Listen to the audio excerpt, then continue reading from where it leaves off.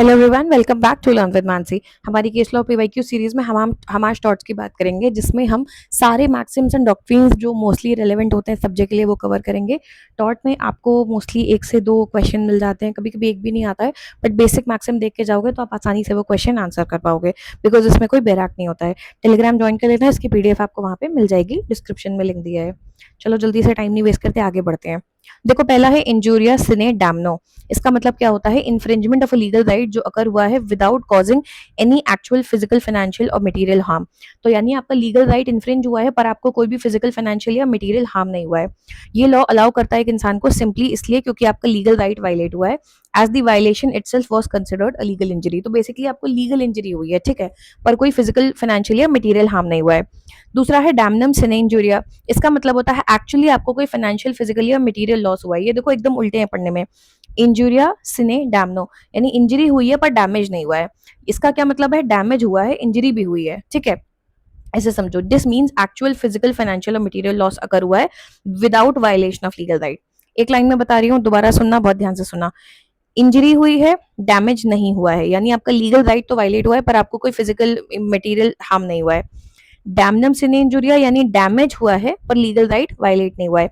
This means actually कोई damage हुआ है विदाउट आपका लीगल राइट का वायलेशन। तो even if a person suffers heavy financial damage due to someone else's lawful action, they can not claim compensation. मेरा action lawful था, उसकी वजह से आपका नुकसान हो गया, तो आप मुझसे क्लेम नहीं कर सकते। यहाँ पे क्या था? आपका लीगल राइट वायलेट हुआ था, भले कोई और फिजिकल, फाइनेंशियल डैमेज ना हुआ हो, आप क्लेम कर सकते हो क्योंकि आपका लीगल राइट वायलेट हुआ है। सिने मतलब नो लगा लो, ठीक है। तो इंजरी हुई है, डैमेज नहीं हुआ है, डैमेज हुआ है, इंजरी नहीं हुई है, ठीक है। नेक्स्ट है उबी जुस इबी रेमेडियम। ऐसे याद रखा करो, रेमेडी वर्ड दिख रहा है, ठीक है। This means where there is a legal right the law provide the legal remedy. जहां कोई लीगल राइट है वहां रेमेडी भी है, कि अगर आपको उसको इन्फोर्स करने के लिए और प्रोटेक्ट करने के लिए। तो अगर आपका कोई भी लीगल राइट है वो वायलेट होता है तो कोई रेमेडी जरूर होगी उसको प्रोटेक्ट करने के लिए। ये बात एस्टेब्लिश करती है कि लीगल राइट मीनिंगलेस है जब तक उसको लिए कोई पाथवे, कोर्ट या मैकेनिज्म नहीं है उसके वायलेशन को फिक्स करने के लिए, ठीक है। तो इसको रेमेडी से याद रखो कि लॉ है तो रेमेडी भी है, ठीक है। Voluntary fit, voluntary non-fit injuria. This means to a willing person no legal injury is done. Voluntary ऐसे याद रखो, voluntary अपनी मर्जी से, इससे याद रहेगा। Non-fit यानी voluntary जो गया है उसको इंजरी नहीं होती। इसका ऐसा एग्जांपल याद रखो, आपको पता था सामने वाले ने ड्रिंक कर रखा है, वो गाड़ी चला रहा था, फिर भी आप उसकी गाड़ी में चूज करते हो बैठना अपनी मर्जी से, तो आप ये नहीं कह सकते कि इसने गाड़ी चला के ठोक दिया, क्योंकि आपको अच्छे से पता था, आप जानते बूझते रिस्क में बैठे थे, ठीक है। तो this means to a willing person यानी जो अपनी मर्जी से वो काम कर रहा है, no legal injury is done. If an individual voluntarily consents to take on a known and understood risk of harm, they lose their right to sue for compensation. जैसे एडवेंचर स्पोर्ट्स में होता है, हेलीकॉप्टर से कूद रहे हो, आपसे sign कराते हैं, आप वॉलेंटरी अपनी मर्जी से गए हो, किसी ने जबरदस्ती नहीं किया है। एक्सटर्पी कॉजा नॉन ऑरिटोर एक्टियो। इस पे अभी तक क्वेश्चन नहीं आया, बट मुझे दिखा तो मैंने कवर कर दिया। इसका मतलब है एन इलीगल और immoral cause does not give rise to a legal action. अगर आपका कॉज इलीगल या इमोरल है तो आपका लीगल एक्शन नहीं बनता है। A person can not use a court of law to claim damages और enforce a remedy if their claim is based directly on their own criminal या इलीगल कंडक्ट। तुमने कोई क्रिमिनल काम या इलीगल काम किया है तो तुम जाके रेमेडी में डैमेजेस क्लेम नहीं कर सकते। एक्टर्स डे निमनी फैक्ट इंजूरियम। इसका मतलब है an act of God causes legal injury to no one. Act of God है तो किसी की लीगल इंजरी नहीं मानी जा सकती। It excuses a person from liability if an accident or damage is caused exclusively by overwhelming natural forces that are completely extraordinary, unprecedented and impossible to foresee. तो nature की वजह से हुआ है तो भाई कोई क्या जिम्मेदारी लेगा, ठीक है। तो ये एक्ट ऑफ गॉड का ही दूसरा नाम है, ये एक्टर्स डे निमनी फेसेट इंजूरियम। याद रखना, इसी को एक्ट ऑफ गॉड नाम से भी पूछते हैं। क्वी फेसिट पर एलियम फेसिट पर से। इसका मतलब होता है he who acts through another person is considered by law to have acted himself। मैंने खुद चोरी नहीं की, तुमसे करवाई, तो ये माना जाएगा मैं भी उस चोरी का भाग थी, मैंने ही करी है, ठीक है। This forms the basis of employer liability. याद रखना, लाइबिलिटी पे भी बहुत क्वेश्चन आते हैं, आगे कवर किया है बट शॉर्ट में देख लो। जैसे एम्प्लॉयर लाइबिलिटी होता है, मैं मालिक हूँ, मैंने तुमसे बोला वो सामान फेंक के आओ, तो वो जिम्मेदारी मेरी बनेगी, ठीक है। Meaning that when a person authorizes, directs or hires someone else to do a job, the law treats the employer as the person doing the work, ठीक है। Respondeat superior, this means let the master answer, ठीक है। Superior को answer करने दो, ऐसे word समझो, superior respond. It establishes that an employer or master is legally and financially responsible for the wrongful, careless or negligent act committed by their employee or servant as long as those acts occur during the course of employment। अगर मेरे employment में रहते रहते आपने कोई काम किया जो गलत है तो उसकी जिम्मेदारी मेरी बनेगी। बाहर जाके क्या करते हो, नौकरी के बाहर क्या करते हो, डज नॉट मैटर, बट अगर ऑफिस में हो और कोई क्राइम करते हो, कुछ करते हो, तो as a master I am answerable. ठीक है। रेस एस्पा लॉक्यूटर, इस पे बहुत बार क्वेश्चन आया है, नियरली हर दूसरी तीसरी बार इस पे क्वेश्चन दिखता है। इसका मीनिंग होता है things speak for itself, situation और चीजें अपने बारे में खुद ही बता रही हैं क्या हो रहा है। ठीक है। It is a rule of evidence that shifts the burden of proof from the injured person to the defendant। Normally injured person पे बर्डन ऑफ प्रूफ होता है, इस वजह से शिफ्ट हो जाता है यहाँ पे। मतलब अगर मैं बोलूँ कि मेरे हाथ पैर तोड़ दिए गए और दिख रहा है, हालत दिख रही है, आपके हाथ में रॉड दिख रही है, मेरे टूटे पैर दिख रहे हैं, तो होता है ना कि सिचुएशन देख के समझ में आ रहा है ये किसका काम है। ठीक है। It applies when an accident is of a kind that normally does not happen unless someone is careless and the object causing the harm was under the exclusive control of the defendant। As I gave an example, किसी के चाकू घुसा दिख रहा है कि लग गया है, खून बह रहा हो, तुम्हारे हाथ में चाकू खून का है, तुम बगल में खड़े हो, कोई तुम्हें देखे, तो ये अज्यूम है ना कि भाई situation is speaking for itself. ठीक है। अगला देखते हैं उबेर में फिडे, इसका बेसिक मतलब उबेर में फाइट भी बोलते हैं। लिटरल ट्रांसलेशन होता है अटमोस्ट गुड फेथ, यू से यू कनेक्ट करना और एफ से एफ, अटमोस्ट गुड फेथ। ठीक है। इसका मतलब क्या होता है, this foundational doctrine govern specialized agreement, most notably insurance contract. ठीक है। Where one party possesses significantly more information about the risk than the other, एक पार्टी को ज्यादा इन्फॉर्मेशन होती है रिस्क को लेके। It stands as a direct contrast to general market principle of caveat emptor, जिसका मतलब होता है लेट द बायर बीवेयर। ये वर्ड्स आपको पता होने चाहिए। द मैक्सिम मैंडेट्स, अब क्या कहता है ये maxim, that all parties must deal with absolute honesty and provide a full voluntary declaration of all material fact। A failure to disclose such information renders the agreement completely null and void। ठीक है। Next होता है यूसुफ्रक्ट, इसका मतलब होता है use and fruits, literal translation. This property law doctrine, ये property law से रिलेटेड है, creates a legal agreement where a person is granted the right to temporarily use, enjoy and derive economic benefits or profits from someone else's property। The holder of this right is obligated to preserve the property's essential form, substance and long-term utility without destroying or damaging it। Basically आप किसी और की property use कर रहे हैं, उससे उसके fruits beer कर रहे हैं, तो आपकी जिम्मेदारी बनती है आप उसको ध्यान रखें, उसको डैमेज ना करें। डॉक्ट्रिन्स भी साथ साथ देखते जाओ। डॉक्ट्रिन ऑफ सिविल कॉन्स्पिरेसी, ठीक है। लिटरल ट्रांसलेशन क्या होता है, agreement to cause unlawful harm और यूज अनलॉफुल मीन्स। इसका मतलब है this doctrine establishes a tort where two or more persons combine, agree and act together with the primary purpose of causing economic loss or injury to a third party। यानी एक से ज्यादा लोग हैं, वो जो है मिल के कंबाइन करके अग्री करके कोई एक्ट कर रहे हैं जिसका मेन पर्पस है किसी थर्ड पार्टी को इकोनॉमिक लॉस या कोई इंजरी पहुंचाना, और where they combine to use unlawful means to cause such loss. ठीक है।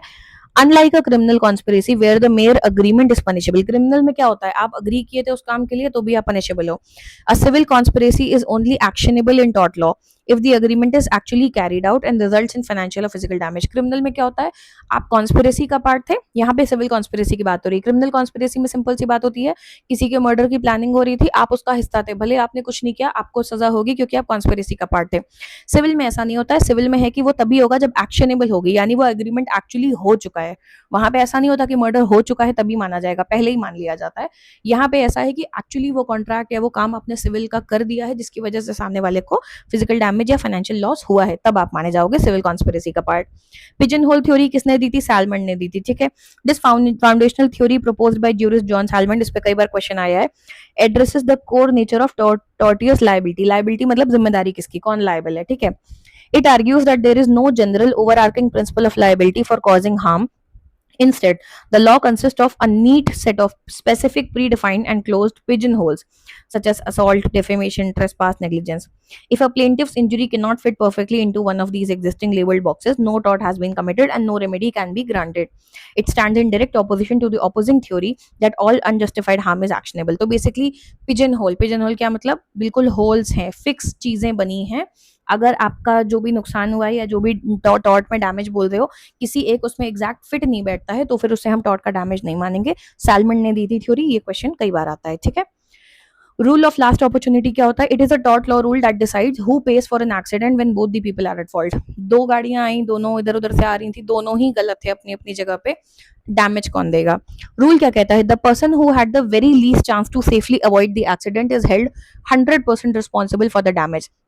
वो इंसान जिसके पास आखिरी चांस था उस डैमेज को रोकने के लिए। ऐसे समझो, इसका एग्जाम्पल ही ऐसा था, ये रोड है, इस रोड पे रुक के खड़े होकर खाना खाना मना था, बट चलो ये इंसान रुक के खड़े होकर खाने लगा।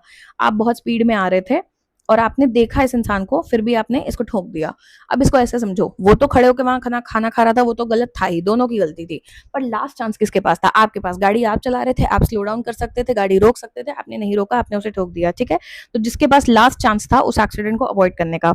How it works: if person A is careless and creates a danger, but person B comes along and has plenty of time to stop but fails to do so, person B cannot blame person A. Person B missed the final chance to prevent the crash. ठीक है, आज के status में old rule को ज्यादातर comparative negligence से replace कर दिया है, जहां कोर्ट जो है ब्लेम को स्प्लिट कर देते हैं। ठीक है, एक्ट ऑफ गॉड विस मेजर नाम से भी आता है, याद रखना। जनरल डिफेंस टॉर्ट लॉ में जो जहां पे आप पर्सनल लाइबिलिटी से बच जाते हो कि भाई कंप्लीटली एक्ट ऑफ गॉड था। अगर आपने ओएमजी का पार्ट 1 देखा हो तो वहां पे बैंक ने एक्ट ऑफ गॉड क्लेम किया था कि वो दुकान जो है भगवान की बिजली गिरने की वजह से गिरी है, हम क्या कर सकते हैं, that is act of God. वो अपनी लाइबिलिटी बस बच रहे थे, नहीं तो उन्हें पैसे देने पड़ते। तो मैं ये डिटेल में नहीं समझा रही हूँ, पॉज करके पढ़ लेना, समझ जाओगे। एक्ट ऑफ नेसेसिटी, इसको नेसेसिटा नॉन हेबिट लेजम भी बोलते हैं, नेसेसिटी यहां से समझ जाओगे। It is the general defence in tort law that clears a personal liability if they intentionally cause a minor harm to prevent a much greater imminent harm. ये आपकी लाइबिलिटी से आपको तब बचा लेता है जब आप ये प्रूव कर दो कि जानबूझ के आपने एक छोटा नुकसान किया था किसी बड़े नुकसान से बचाने के लिए। फॉर एग्जाम्पल, मैं बहुत रैंडम केस बोल रही हूँ, अगर आप किसी की गाड़ी साइड से ठोक देते हो तो ऐसा होगा कि उसकी गाड़ी में तो स्क्रैचेस आएंगे या हो सकता है 1000-2000 का नुकसान हो जाएगा, पर बदले में दूसरी तरफ जाते तो किसी पेड़ से टकराते और 5 लोग मर जाते, फॉर एग्जाम्पल। ठीक है, तो आपकी गाड़ी का ब्रेक फेल था, आपने अपनी गाड़ी को रोकने के लिए एक खड़ी गाड़ी में जाके ठोक दिया, कि उसकी गाड़ी में हुआ होगा लंबा नुकसान, फाइन्स हैं, डैमेजेस होंगे, पर अगर आप आगे जाके कहीं ठुक जाते तो आपकी गाड़ी में जो 5 लोग बैठे थे सब मर जाते। तो आपने एक छोटा हार्म किया बड़े हार्म को बचाने के लिए, तो वो एक्ट ऑफ नेसेसिटी था, जरूरत थी उसकी। ठीक है, इसके लिए लेकिन there must be urgent real and immediate threat to human life, safety और वैल्यूएबल प्रॉपर्टी। रीजनेबल एक्शन की बात करें, the choice to cause harm must be reasonable response to the danger, meaning the harm avoided must be bigger than the harm caused. ऐसा नहीं होना चाहिए कि छोटी चीज को बचाने के लिए बड़ा नुकसान कर दिया। इनएविटेबल एक्सीडेंट क्या होता है? It is a general defence and tort law, ये सब डिफेंसेस हैं टॉर्ट लॉ में by the way, that clears a person of liability if an accident happens despite all reasonable care caution and skill being taken to prevent. ये सब कुछ किया, सारे care caution सब लिए थे, फिर भी एक्सीडेंट हुआ, उस केस में आप बोलते हो ये तो इनएविटेबल था। इनएविटेबल का मतलब होता है वो चीज जो आप नहीं टाल सकते, होनी ही थी, जैसे डेथ होती है, डेथ इज इनएविटेबल बोलते हैं। ठीक है, to use this defense the event must meet two strict rules. क्या?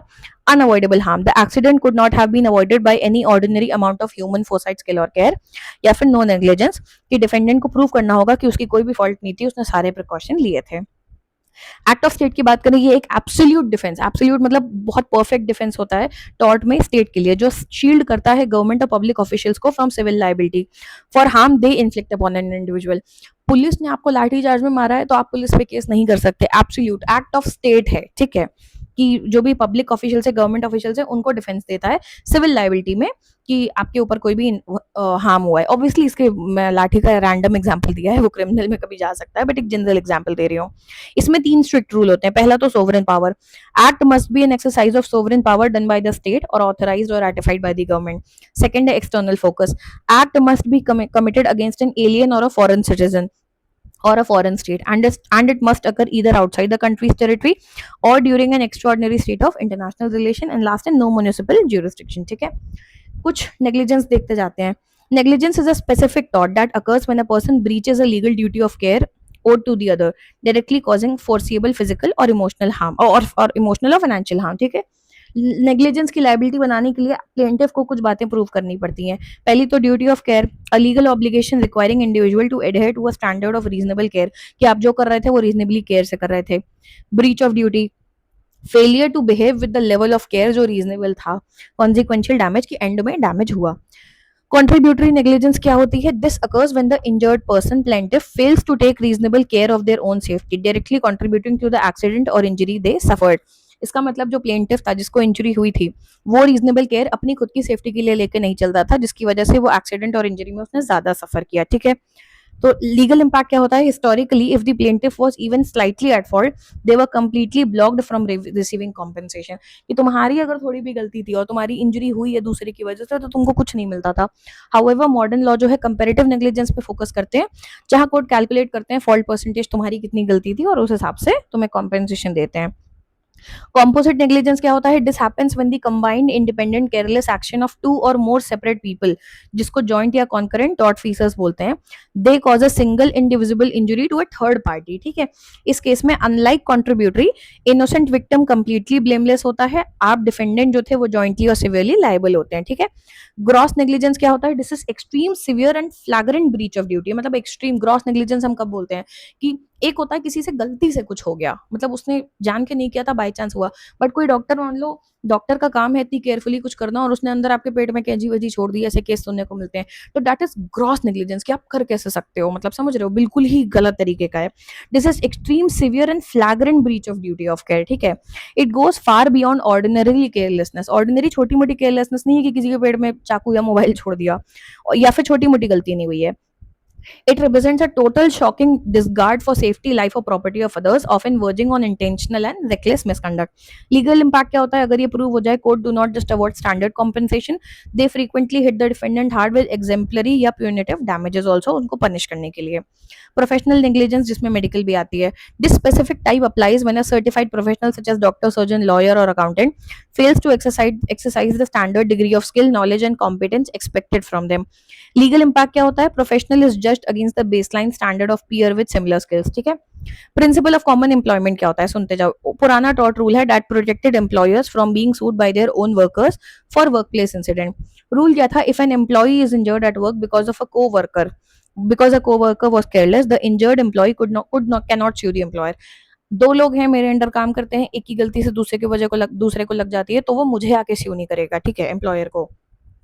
Law assumed that when a person took a job, they voluntarily accepted the natural risk of working with other people, including the risk of a fellow worker making a mistake. आज की date में इस rule को heavily criticise किया जाता है for being deeply unfair to workers because it left injured employees with zero financial help. तो इस डॉक्ट्रिन को कंप्लीटली एबॉलिश कर दिया गया है। ठीक है, टॉर्ट में लाइबिलिटी जल्दी से देखते हैं कितने तरीके की होती है। लाइबिलिटी होता क्या है? इट डिटरमाइंस लीगली रिस्पॉन्सिबल कौन है उस एक्सीडेंट के लिए और कौन डैमेजेस देगा। एक तो होती है स्ट्रिक्ट। ठीक है, this type of liability applies when a person or business is held fully responsible for harm caused by an inherently dangerous activity even if they were not careless or at fault. आप careless नहीं थे, जान के नहीं किया, पर आपने क्या किया है? किसी इंसान को नुकसान पहुंचाया है ऐसी इनहेरेंटली डेंजरस एक्टिविटी की वजह से, तो आप फुल्ली रिस्पॉन्सिबल है, स्ट्रिक्ट होगा। ठीक है, the claimant does not need to prove negligence, however the defendant can escape paying damages अगर वो ये प्रूव कर सके कॉमन लॉ के डिफेंसेस यूज करके, जैसे कि एक्ट ऑफ गॉड है, प्लेंटिफ की अपनी गलती है, या एक्ट ऑफ स्ट्रेंजर है। इसका landmark case Ryland versus Fletcher है। केस समरी यहाँ दी हुई है, देखो मैंने लैंडमार्क केसेस सारे जो पीवाईक्यू कराए थे टॉट में उसी में कवर कर दिए हैं, तो प्लीज वहां जाके देख लेना। ठीक है, लगा तो मैं सेपरेटली करा लूंगी, बट मैंने पीवाई केसेस वहां कवर कराए हैं टॉट में, तो वहीं से देख सकते हो, लिंक मैं डिस्क्रिप्शन में दे दूंगी। दूसरा होता है एब्सोल्यूट लाइबिलिटी, ये थी स्ट्रिक्ट, अगली है absolute. This is an enterprise level liability that applies to businesses engaged in inherently dangerous or hazardous industrial activities. MC Mehta cases सबसे बड़ा इसका एग्जांपल है, प्लीज एनवायरमेंट के केसेस देखना, उसमें स्ट्रिक्ट लाइबिलिटी, एब्सोल्यूट लाइबिलिटी बार बार वर्ड आता है। ठीक है, unlike strict liability, absolute liability allows zero legal expectation और डिफेंस। यहाँ कोई लीगल एक्सपेक्टेशन, कोई डिफेंस नहीं होता है। इफ एन एस्केप और accident occurs and causes harm, enterprise automatically responsible है। कुछ प्रूव नहीं करना है, कुछ नहीं, आपकी वजह से कुछ हुआ है, आप ही जिम्मेदार हो। ठीक है, जैसे गैस लीक हुई थी, ओलियम गैस लीक वाला केस था एमसी मेहता का 1986, ये देखो, तो आपकी वजह से हुआ है, बात खत्म, आप पैसे देंगे, कोई प्रूव करने नहीं आएगा। ठीक है, आगे चलते हैं। Vicarious liability, this type of liability occurs when one person is held legally responsible for the wrongful act committed by someone else due to a special legal relationship between them. ज्यादातर ये एम्प्लॉयर और employ पे आता है कि मेरे employ ने गलती की, बट जैसे मैंने पीछे आपको पढ़ाया था मास्टर और सर्वेंट वाला, उस वजह से मुझे होल्ड किया जा रहा है, तो इसे वाइकेरियस बोलते हैं कि किया किसी और ने था पर लीगली रिस्पॉन्सिबल मुझे होल्ड किया जा रहा है क्योंकि हमारे बीच एक लीगल रिलेशनशिप है। ठीक है, मोस्ट कॉमन इसमें है एम्प्लॉयर और एम्प्लॉई या मास्टर और servant. For the employer to be liable, employee must have committed the tort while acting during the regular course of their employment. आप गोली जाके शाम रात कहीं चला रहे हैं, डज नॉट मैटर, बट आप मेरे ऑफिस में हैं, करेंटली एम्प्लॉयमेंट प्लेस पे हैं, एम्प्लॉई हैं, अभी मेरे वर्किंग आवर्स हैं और आप कोई क्राइम करते हैं, तो वाइकेरियस लाइबिलिटी मेरी बनेगी। लैंडमार्क केस मैंने आपको फिर दिया हुआ है यहाँ पे। ठीक है, जॉइंट एंड सेवरल लाइबिलिटी, इसको कॉम्पोजिट लाइबिलिटी भी बोलते हैं. This applies when two or more separate people commit a single combined wrong that causes an indivisible injury to an innocent third party. Victim तो कंप्लीटली ब्लेमलेस है. Joint and several means victim has the legal right to sue all the careless parties together और choose to recover full 100% amount सिर्फ एक से. वो चाहे तो सबको sue कर सकता है या किसी एक को पकड़ के उससे पूरा अमाउंट जो है रिसीव कर सकता है. ठीक है. So we are done with this. I hope this is helpful. जल्दी से हमने इसको रिवाइज किया है. केस लॉस की टेंशन मत लो, वो हमने ऑलरेडी पीवाईक्यूज में कवर किए हैं, इसीलिए मैं उसे सेपरेटली नहीं करा रही हूँ. ठीक है. इसको जल्दी से देख लेना आप 10-15 मिनट के अंदर and it will be very helpful. All the best. Keep going. Bye.